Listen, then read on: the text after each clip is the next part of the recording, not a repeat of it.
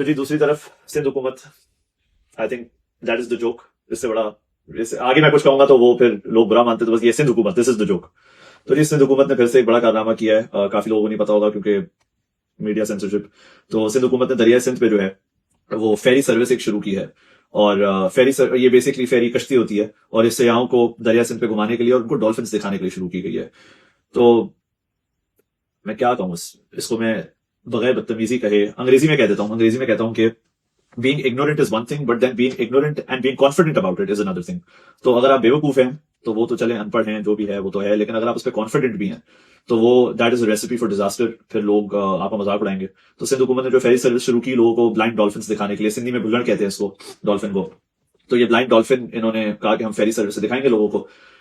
हुआ ये कि इनको पता ही नहीं था कि ब्लाइंड डॉल्फिन जो है वो हैवी नॉइजेस, अगर शोर होता है तो उससे डरती हैं। तो कश्ती का तो ऑब्वियसली उसमें मोटर होती है, तो इन्होंने बड़ी कश्ती वहां पे चलाई, उसकी मोटर है, उसमें शोर बहुत है, तो डॉल्फिन भाग गई सारी, वो स्विम करके आगे चली गई। अब वो आगे चली गई तो अब ये अंग्रेजों को क्या बेचेंगे? अंग्रेजों को बुला के दिखाते थे कि आओ देखो हमारे पास डॉल्फिन है, ब्लाइंड डॉल्फिन है। There actually I think only present in Indus river, कहीं और मेरा नहीं ख्याल है, ये सिर्फ इधर ही है।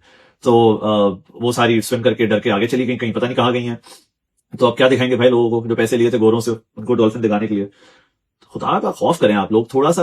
मुझे लगता है इन लोगों को एलर्जी है पढ़ने से, इनको डर लगता है पढ़ने से। ये इनको लगता है ये पता नहीं क्या हो जाएगा अगर ये थोड़ी सी तहकीक कर लेंगे, कुछ अकल इस्तेमाल कर लेंगे, कुछ दिमाग इस्तेमाल करेंगे। अल्लाह ताला ने दिमाग दिया, अल्लाह ताला ने कहा इकरा, पढ़, दिमाग इस्तेमाल करो भाई अपना।